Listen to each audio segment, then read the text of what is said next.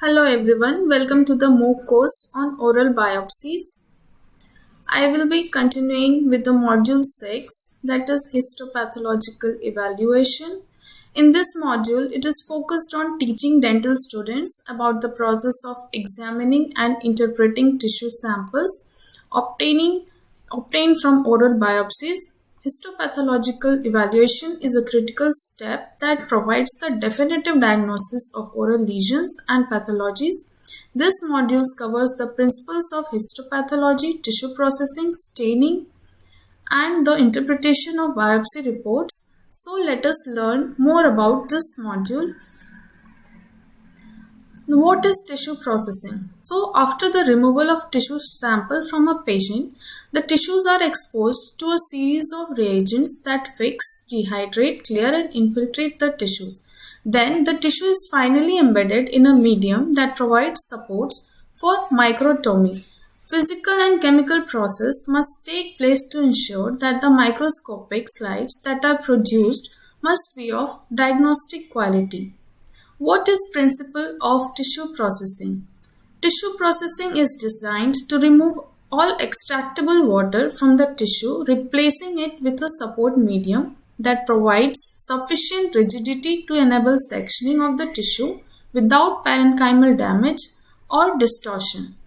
In the tissue processing, there are 5 steps. In that, the first step is fixation, the second is dehydration, the third is impregnation, then the fourth is embedding.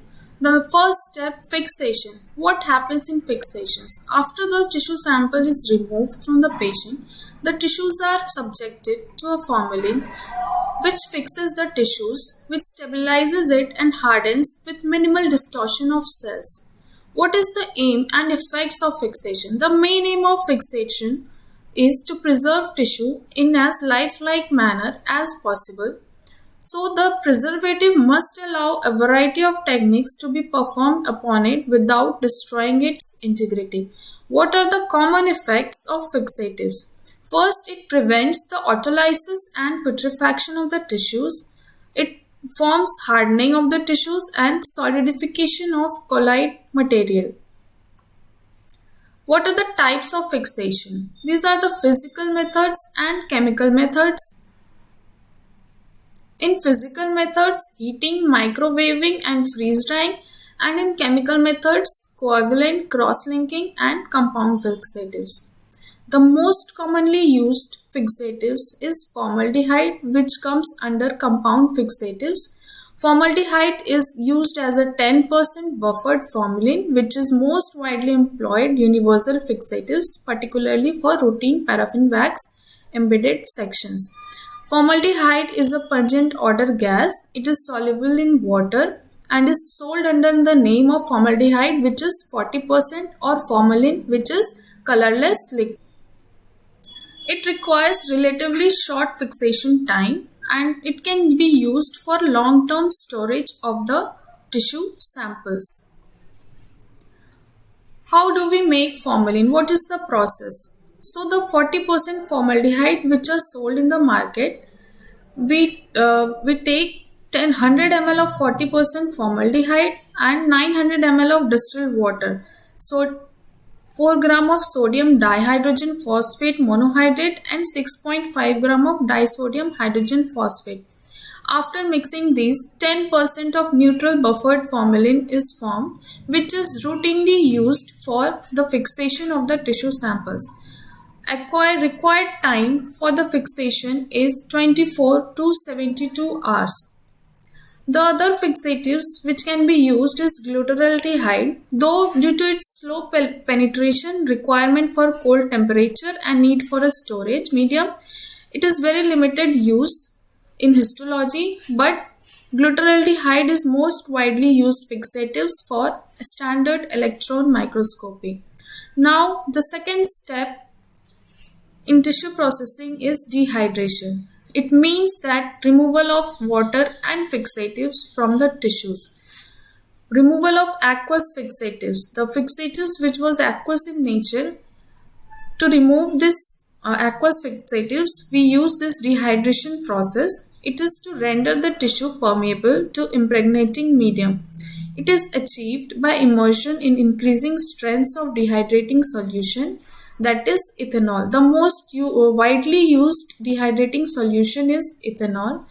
If the tissues are delicate, then we use the increasing grades of 50% ethanol, and if routinely used tissues are there, then the most common dehydrating fluids used are ethanol, industrial methylated spirit, that is denatured alcohol, methanol, isopropyl alcohol, and butanol and acetone. The third step is clearing. In this, this is done because the alcohol and wax are not miscible and the alcohol is replaced by a wax solvent by a process known as clearing. On complete clearing, the tissue has a translucent appearance, hence this step is known as clearing. The most commonly used clearing agents are chloroform, benzene, toluene, xylene, carbon tetrachloride, and cedar wood oil. The fifth step is embedding. Embedding is done to orient the tissue sample in a support medium and allowing it to solidify. Before embedding, tissues are subjected to impregnation, in which saturation of cavities, tissue cavities and cells are obtained by a supporting medium. It is a process by which tissues are surrounded by a medium which when solidified will provide sufficient external support during sectioning. This process involves correctly oriented specimens in an embedding medium, which is used paraffin, and it must fill all the tissue spaces and support the cellular components. This supporting medium, which is used in embedding, it should provide elasticity to the tissue, it resists section distortion and facilitate sectioning. The most commonly used embedding medium is paraffin wax. Alternative embedding media which is used are other waxes, that is water soluble waxes, that is polyethylene glycol,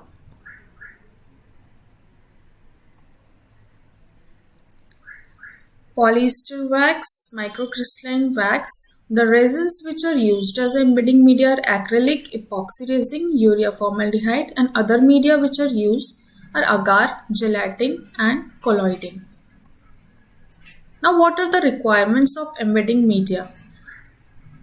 The embedding media, which is paraffin wax, it should be clean, filtered paraffin, and the temperature of the paraffin wax should be held above its melting point, that is 2 to 4 degrees centigrade above its melting point. The melting point of paraffin wax is 39 degrees centigrade to 68 degrees centigrade. The next requirement is cold plate, so that the heated wax should cool down rapidly, and mold to embed the tissue. The molds which are used are L-shaped molds, which is known as Leucard's mold. What is the general embedding technique? The steps involved are: first, open the tissue cassettes, cross-check the number of tissue pieces, then select the appropriate mold with enough room for the tissue, and there should be always 2 mm margin for wax. Then fill the mold with molten wax. Using the warm forceps, select the tissue and place it immediately in the molten wax. Then cool the mold on the cold plate, orienting the tissue and forming it into the wax. Select the label or place the labeled embedding ring or cassette based into the mold. Allow the block to solidify on cold plate. Remove the block from the mold and cross-check the block and label with any worksheet entry. This is the steps of the tissue processing involved. So the first step is fixation, which is done by formalin. Then the second step is dehydration. In this, the tissues are subjected to series of reagents in the increasing grades of alcohol to dehydrate. Then the third is clearing. Then The tissues are subjected to impregnation, in which it is subjected to the molten paraffin wax for at least 5 to 6 hours. Then the tissues are subjected to embedding and the block is formed. After the block is formed, that is after the embedding, the molds are set on a cold plate and paraffin is allowed to solidify.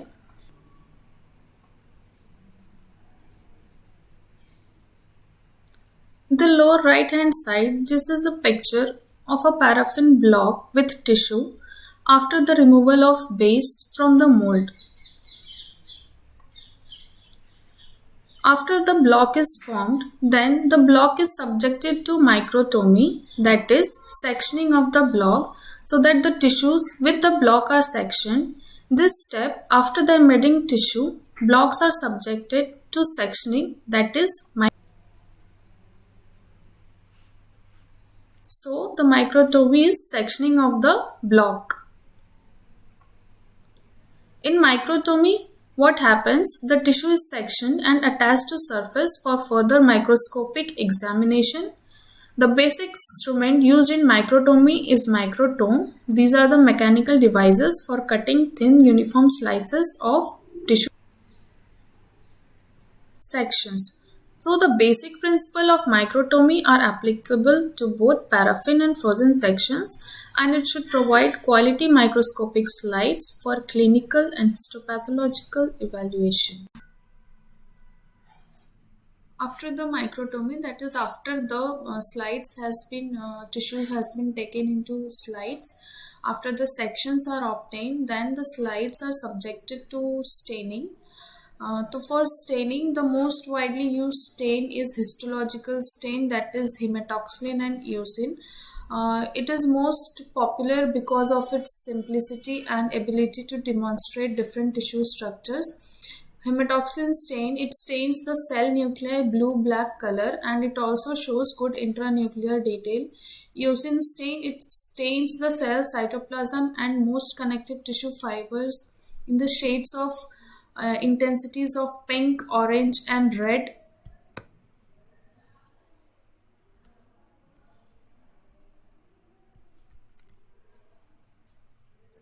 The routine staining procedure which is mostly used, the method is first we have to dewax the sections, then rehydrate through descending grades of alcohol to water. Remove fixation pigments if it is present or if it is necessary. Then stain with alum hematoxylin of choice for a suitable time. It may be 1 to 2 minutes.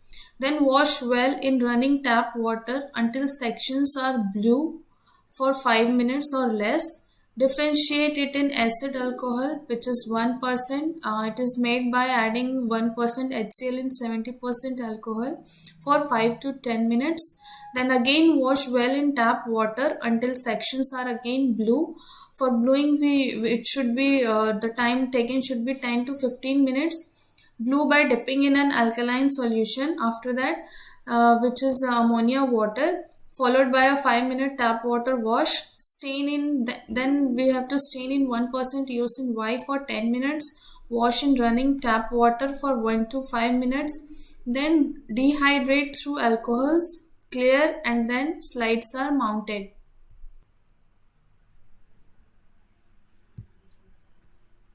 Few special stains are used to stain some different structures. The special stains are as follows, as if PTH stains. PTH stain, these stains nuclei, centrioles, fibralgia fibers, fibrin, cross striations, muscles fibers blue, and these stains red color of collagen reticulin ground substance of bone. Then Masson's trichome, name suggests trichome, that means it stains three colors. It stains nuclei blue-black color, cytoplasm, muscle and erythrocytes red color, and collagen blue color. Van Jayson stains, it is also trichome stain. It stains collagen deep red, muscle yellow, and nuclei blue to black. Then Verhoef's elastin stain, this is used for elastic fibers. It stains elastic fibers bluish black to black, nuclei blue to black, and other tissue elements, which is according to counter stain. If eosin is there, then it will the other tissue elements are stained pink. Wigart's resorption Fuchsin stain. In this, elastic fiber tissues are stained brown to purple, and collagen are stained pink to red. Reticular stain, these are used for reticular fibers. Gomori's method is used for the reticular stains, or Gordon's and Sweet's method. In this, reticular fibers are stained black, nuclei black, or it may remain unstained, and other elements same according to its counter stain. For carbohydrate, stains used are PAS stain.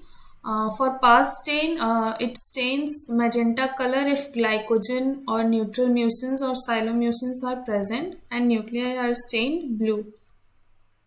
Alcian blue stains, it stains acid mucins or silo or sulfomucin blue, and nuclei, if nuclei are stained reddish pink if using nuclear fast red. Mucicarmine stain stains mucin deep rose color, nuclei black color, and other tissue elements yellow color.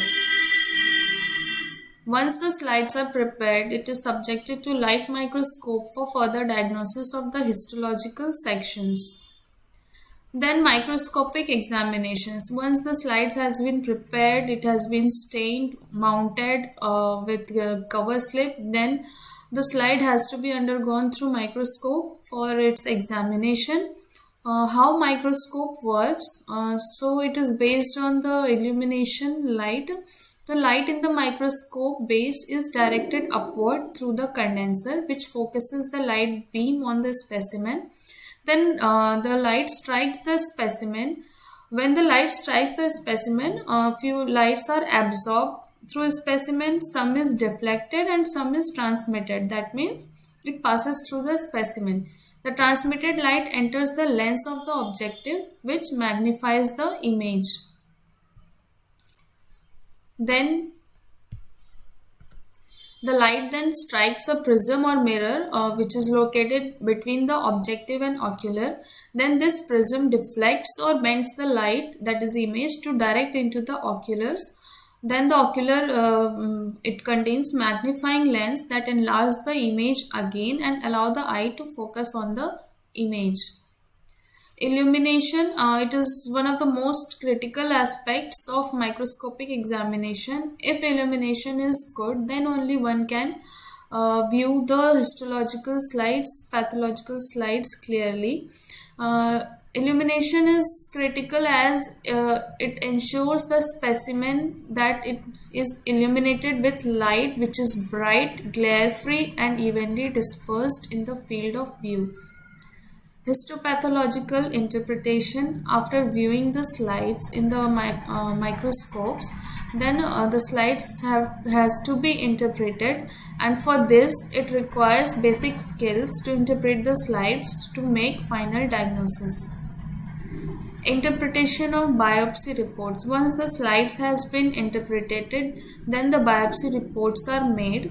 After the interpretation of the slides, biopsy report is made, which includes patient information, specimen description, and final diagnosis with detailed description of histopathology slides. It is very important to inform the clinician about the final diagnosis, because the nature of pathology as the surgical treatment, whatever the treatment the surgeons will do, it will be based on the biopsy report. Few emerging techniques have also been evolved in histopathology.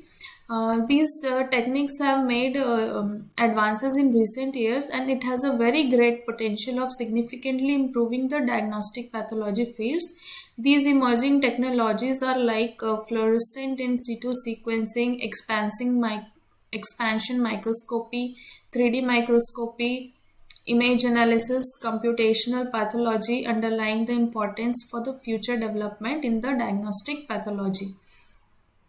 So this modules involves the Histopathological evaluation. As a histopathological evaluation is the cornerstone of the oral pathology, as it provides the definitive diagnosis for various oral lesions and pathologies. This module equips dental students with the skills and knowledge necessary to understand tissue processing, staining techniques, microscopic examination, and interpretation of the biopsy reports. A strong grasp of histopathology ensures accurate diagnosis and appropriate treatment recommendation for patients with oral lesions. Thank you.